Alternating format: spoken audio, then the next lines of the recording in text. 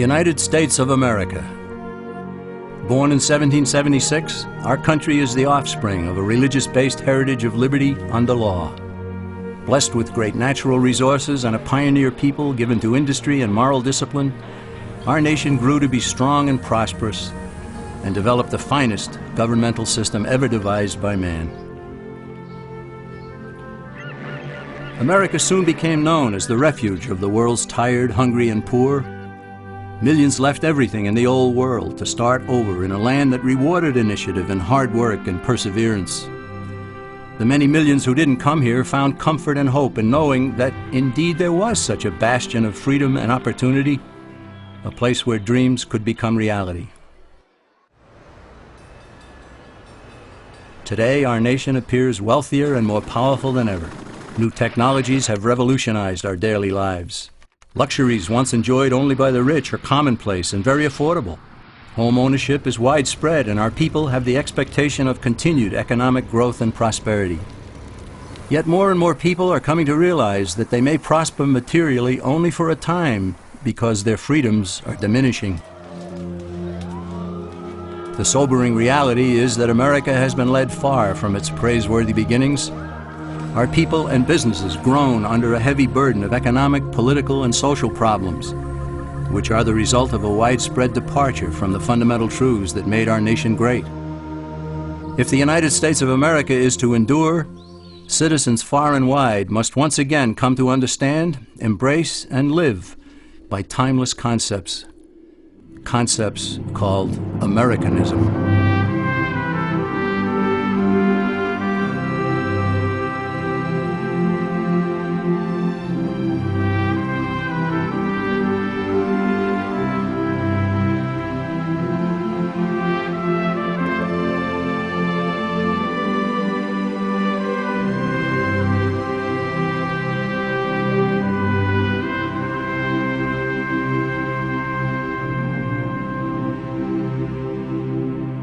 What made America great and set it apart from other lands? Was it natural resources? No, other lands are equally blessed. Was it the people? No, the people who built America came from elsewhere. Was it government planning and wisdom that spurred our nation to such heights? No again. It wasn't what government did that made America great. It was what government was prevented from doing that made the difference. What set America apart from other lands was freedom for the individual. Freedom to work, to produce, to succeed, and especially to keep the fruits of one's labors. America became great precisely because the stifling effect of too much government had been prevented. However, freedom in America was not totally unrestrained. Americans overwhelmingly chose to limit their actions with moral codes such as the Ten Commandments, personal morality, and limited government. It's a combination that characterized America and made it the envy of the world.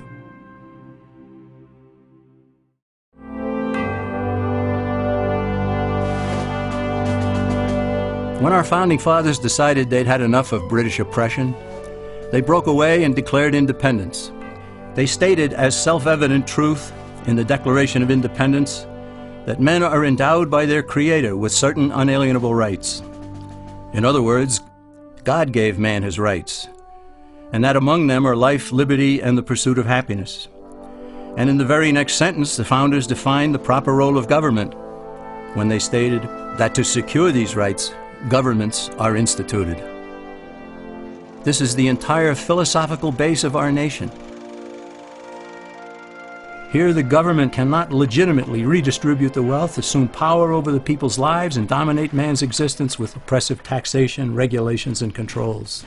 According to the founders, government was to be a negative force, which leaves people alone.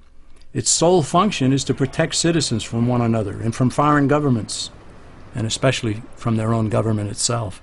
The founders did not create a government to be a positive force, to do things for people, to take from some, to give to others. They understood that when a government starts doing something for one citizen, it has to take from another to do so. And in the process, it gains control over both.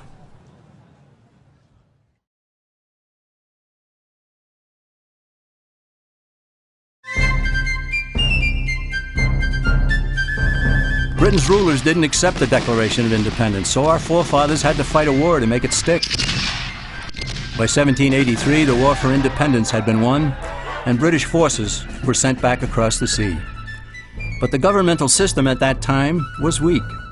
It had no power to settle disputes between the states, nor the power to tax for proper needs, such as national defense. So in 1787, delegates from 12 of the 13 states met in Philadelphia to revise the system, and they produced an entirely new governmental structure known as the Constitution of the United States. Keeping faith with the thunderous assertions in the Declaration, the Constitution was written to govern the government, not the people, and not the states, each of which was a jealous guardian of its own sovereignty. The founders created a central government with strictly limited powers. This left the states free to compete with one another to be the best state, the one with the least amount of taxation and controls, one where citizens would want to build a business and raise a family. That spirit of competition produced excellence, as honest competition always does. It's important to note that the Constitution wasn't forced on the people. It was sent back to the states for ratification, and several of the Founding Fathers wrote essays explaining it in an effort to persuade fellow Americans to adopt this new system of government. Some of the essays written by James Madison, Alexander Hamilton, and John Jay were collected into a volume known as the Federalist Papers. Those essays provide valuable insights into the intent of the founders in establishing our government. Eventually, all 13 states ratified the Constitution, and then each ratified the first 10 amendments known as the Bill of Rights, further tying the hands of the federal government. These amendments are indeed about rights, but it would have been better had the Bill of Rights been labeled the Bill of Limitations on Government. Why? Because it's vital to realize that the Bill of Rights never gave citizens any rights whatsoever. Its sole purpose was to safeguard God-given rights by limiting government power. The founders even insisted that Congress shall make no law about speech, religion, the press, assembly, the right to petition, the right to keep and bear arms, and so on. These amendments are directed squarely at the federal government, not the individual and not the states. They are like most of the 10 Commandments, which are essentially thou shalt nots. The Bill of Rights says Congress shall not, all the way up to the marvelous 10th Amendment, which says in effect, if we forgot anything, you can't do that either.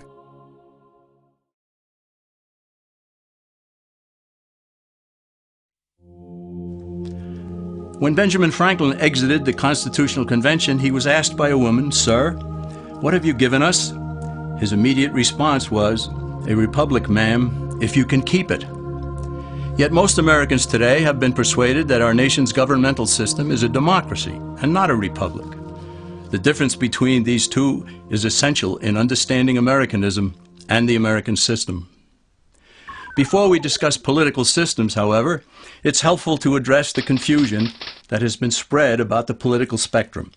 Many have been led to believe that the political spectrum places groups such as communists on the far left, fascists or dictators on the far right, and political moderates or centrists in the middle.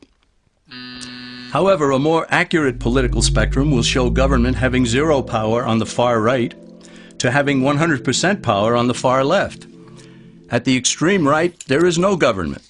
The extreme left features total government under such labels as communism, socialism, Nazism, fascism, princes, potentates, dictators, kings, any form of total government. Those who claim that Nazis and fascists are right-wing never define their terms. This amounts to spreading confusion. Toward the middle of the political spectrum can be found the type of government limited to its proper role of protecting the rights of the people. That's where the Constitution of the United States is. Those who advocate such a form of government are really constitutional moderates. So let's analyze the basic forms of government. They are monarchy or dictatorship ruled by one, oligarchy ruled by a few, democracy ruled by a majority, republic ruled by law, and anarchy, which is ruled by no one. In discussing these 5, we'll see that they can be narrowed down to even fewer. Looking first at monarchy or dictatorship, this form of government doesn't really exist in the practical sense. It's always a group that puts one of its members up front. A king has his council of nobles or earls, and every dictator has his bureaucrats or commissars, the men behind the scenes. This isn't ruled by one, even though one person may be the visible leader. It's ruled by a group. So let's eliminate monarchy, dictatorship, because it never truly exists. Oligarchy, which is ruled by a group, is the most common form of government in all history. And it is the most common form of government today. Most of the nations of the world are ruled by a powerful few, and therefore oligarchy remains. At the other end, we find anarchy, which means without government. Some people have looked over history and found that many of its worst crimes were committed by governments, so they decided that having no government might be a good idea. But this is a mistake, because as the ancient Greeks stated, without law there can be no freedom. Our founding fathers agreed and held that some amount of government is a necessary force in any civilized, orderly society. In a state of anarchy, however, everyone has to guard life, liberty, and property, and the lives of family members. Everyone must be armed, and movement is severely restricted because one's property has to be protected at all times. Civilized people have always hired someone to do the guarding, a sheriff, a police force, or some branch of government. Once law enforcement was in place, the people were freer. They could leave their property, work in the fields, and so on. In short, the proper amount of government makes everyone freer. There are some who advocate anarchy, however, not because they want no government, but because they don't like what they have. They use anarchy as a tool for revolutionary change. The condition of anarchy is very much like a vacuum where something rushes in to fill it. These calculating anarchists work to break down the existing government with rioting, killing, looting, and terrorism. Tragically, the people living in such chaos often go to those best able to put an end to it and beg them to take over and restore order. And who is best able to put an end to the chaos? The very people who started it. The anarchists who created the problem then create a government run by them, an oligarchy, where they have total power. This is exactly what happened in Russia that led to Lenin taking total power, and in Germany, where Hitler's brown shirts created the chaos that brought him to power. But anarchy isn't a stable form of government. It's a quick transition from something that exists to something desired by the power-hungry. It's a temporary condition, and because it isn't permanent, we eliminate it as well. The word democracy comes from two Greek words, demos, meaning people, and kratein, meaning to rule. Democracy, therefore, means the rule of the people, majority rule. This, of course, sounds good, but suppose the majority decides to take away one's home, or business, or children. Obviously, there has to be a limit. The flaw in democracy is that the majority isn't restrained. If more than half the people can be persuaded to want something in a democracy, they rule. What about republic? Well, that comes from the Latin, res meaning thing, and publica meaning public. It means the public thing, the law. A true republic is one where the government is limited by law, leaving the people alone. America's founders had a clean slate to write on. They could have set up an oligarchy. In fact, there were some who wanted George Washington to be their king.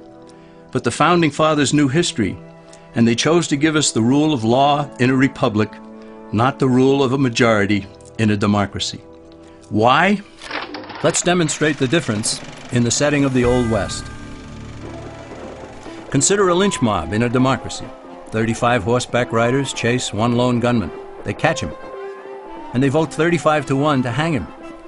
Democracy has triumphed, and there's one less gunman to contend with. Now consider the same scenario in a republic. The 35 horseback riders catch the gunman and vote 35 to 1 to hang him, but the sheriff arrives, and he says, "You can't kill him. He's got his right to a fair trial." So they take the gunman back to town. A jury of his peers is selected, and they hear the evidence and the defense, and they decide if he shall hang. Does the jury even decide by majority rule? No, it has to be unanimous or he goes free. The rights of the gunman aren't subject to majority rule, but to the law. This is the essence of a republic. Many Americans would be surprised to learn that the word democracy does not appear in the Declaration of Independence or the U.S. Constitution, nor does it appear in any of the constitutions of the 50 states. The founders did everything they could to keep us from having a democracy. James Madison, rightly known as the father of the Constitution, wrote in essay number 10 of the Federalist Papers, "Democracies have ever been spectacles of turbulence and contention, have ever been found incompatible with personal security or the rights of property, and have in general been as short in their lives as they have been violent in their deaths." Alexander Hamilton agreed, and he stated, "We are a republican government. Real liberty is never found in despotism or in the extremes of democracy." Samuel Adams, a signer of the Declaration of Independence, stated, "Democracy never lasts long. It soon wastes, exhausts, and murders itself." The founders had good reason to look upon democracy with contempt, because they knew that the democracies in the early Greek city-states produced some of the wildest excesses of government imaginable. In every case, they ended up with mob rule, then anarchy, and finally tyranny under an oligarchy. During that period in Greece, there was a man named Solon, who urged creation of a fixed body of law not subject to majority whims. But where the Greeks never adopted Solon's wise counsel, the Romans did. Based on what they knew of Solon's laws, they created the 12 tables of the Roman law and, in effect, built a republic that limited government power and left the people alone. Since government was limited, the people were free to produce, with the understanding that they could keep the fruits of their labor. In time, Rome became wealthy and the envy of the world. In the midst of plenty, however, the Roman people forgot what freedom entailed. They forgot that the essence of freedom is the proper limitation of government. When government power grows, people freedom recedes. Once the Romans dropped their guard, power-seeking politicians began to exceed the powers granted them in the Roman Constitution. Some learned that they could elect politicians who would use government power to take property from some and give it to others. Agriculture subsidies were introduced, followed by housing and welfare programs. Inevitably, taxes rose and controls over the private sector were imposed. Soon, a number of Rome's producers could no longer make ends meet, and they went on the dole. Productivity declined, shortages developed, and mobs began roaming the streets, demanding bread and circuses from the government. Many were induced to trade freedom for security. Eventually, the whole system came crashing down. They went from a republic to a democracy, and ended up with an oligarchy under a progression of the Caesars.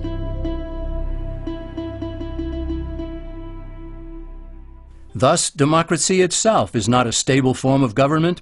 Instead, it is the gradual transition from limited government to the unlimited rule of an oligarchy. Knowing this, we as Americans are ultimately left with only two choices. We can keep our republic, as Franklin put it, or we will inevitably end up with an oligarchy, a tyranny of the elite.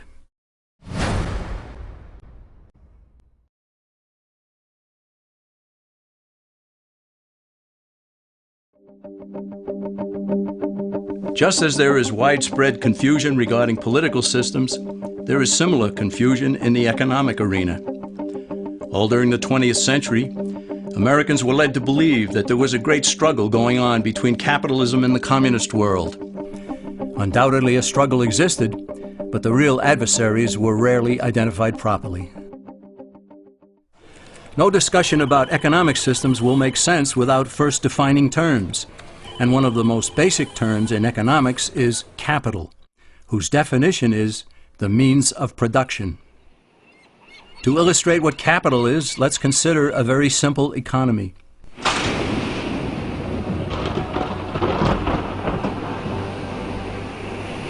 On the sands of a small island, a castaway has just washed ashore. He has no food and he's hungry. He searches the island, he finds no berries, coconuts, or anything edible. He goes back into the water and tries to catch fish with his bare hands, but he fails. So he goes back up on shore and he finds a bush. He breaks off a branch, he gnaws at one end to make a sharp tip.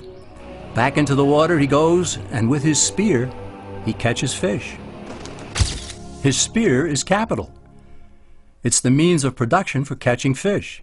He gave up some of his time and some of his energy to produce something he could not eat, but something that would help him to produce something that he could eat. Capital, therefore, can be tools, machinery, and even a man's handmade spear to catch fish. Such being the case, consider that the communists in the former Soviet Union, as well as in China and Cuba, have always used tools and machinery. Officials there even view people as capital. Therefore, by strict definition, are not communists capitalists? For that matter, isn't everyone a capitalist? And so, is not every economic system a capitalist system? What then is the difference between what the communist system is and what the American capitalist system is supposed to be? The difference is ownership of the capital. Is the system monopolistic, state-controlled capitalism, or is it competitive, free enterprise capitalism? It is between these two opposing economic systems that a battle has always raged. Before we proceed, let's also define free market. Basically, it's a self-regulating system in which all parties are completely free to transact with one another.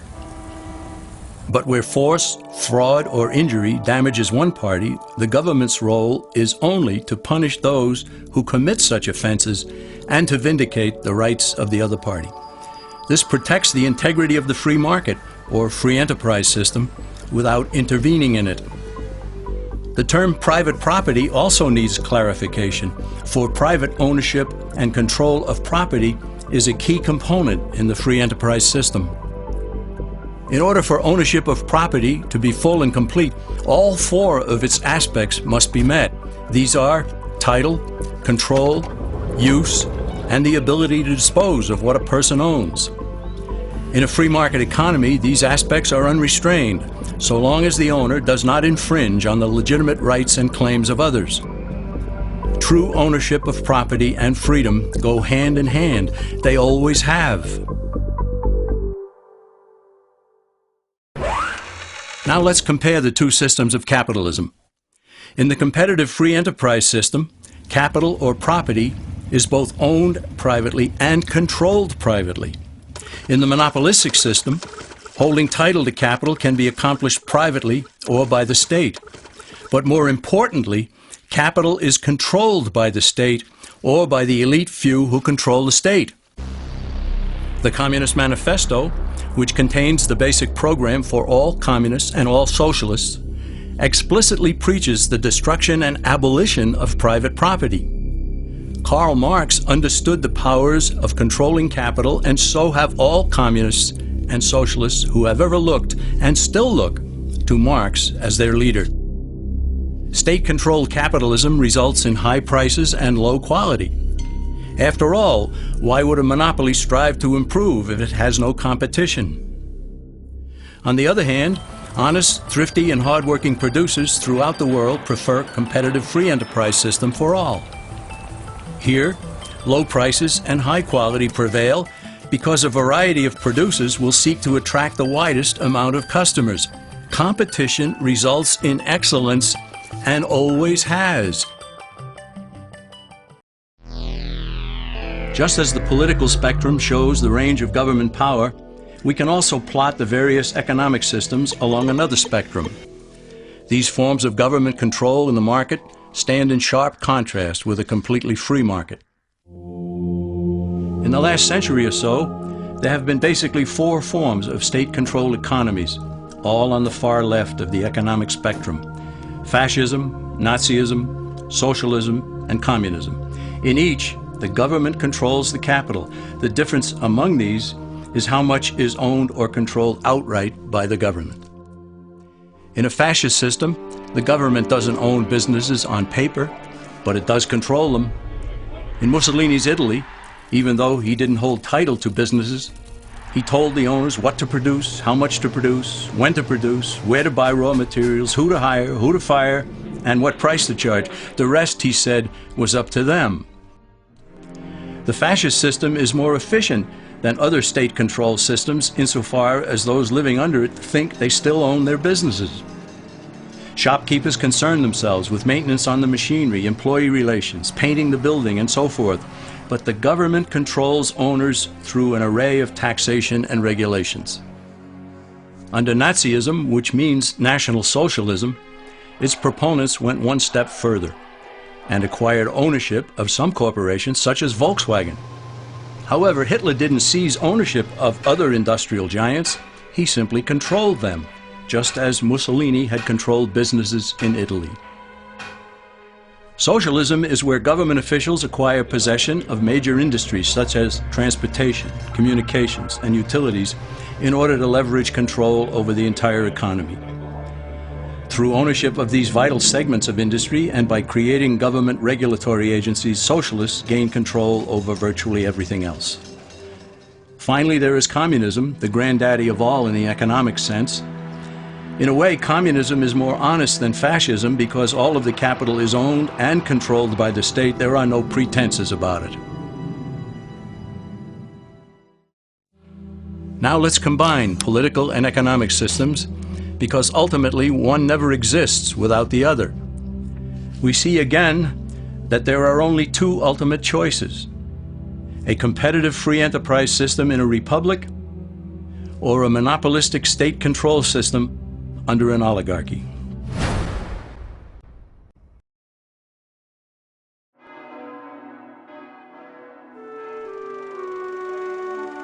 A moral people have always been a vital element of America's strength. The Founding Fathers well understood the biblical teaching that righteousness exalteth a nation. They also knew that expecting a free market economy and limited government under a republic to endure without morality was expecting the impossible. James Madison cautioned that limited government alone was inadequate for our nation. And John Adams observed, "Our Constitution was made only for a moral and religious people. It is wholly inadequate to the government of any other." George Washington stated, "Reason and experience both forbid us to expect that national morality can prevail in exclusion of religious principle." Yet there are people today who think that liberty is license and that morality is unimportant or irrelevant to politics and economics. But as Benjamin Franklin added, only a virtuous people are capable of freedom. As nations become corrupt and vicious, they have more need of masters.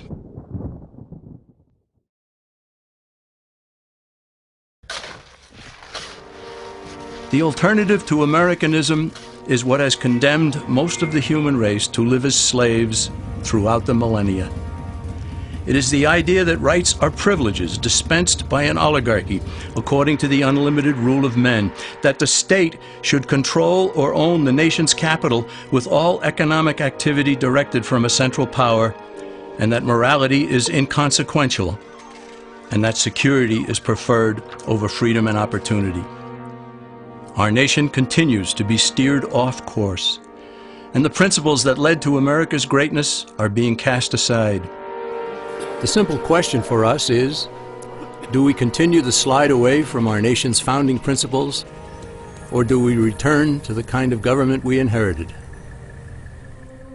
Time is running out for Americans who sense that something is wrong.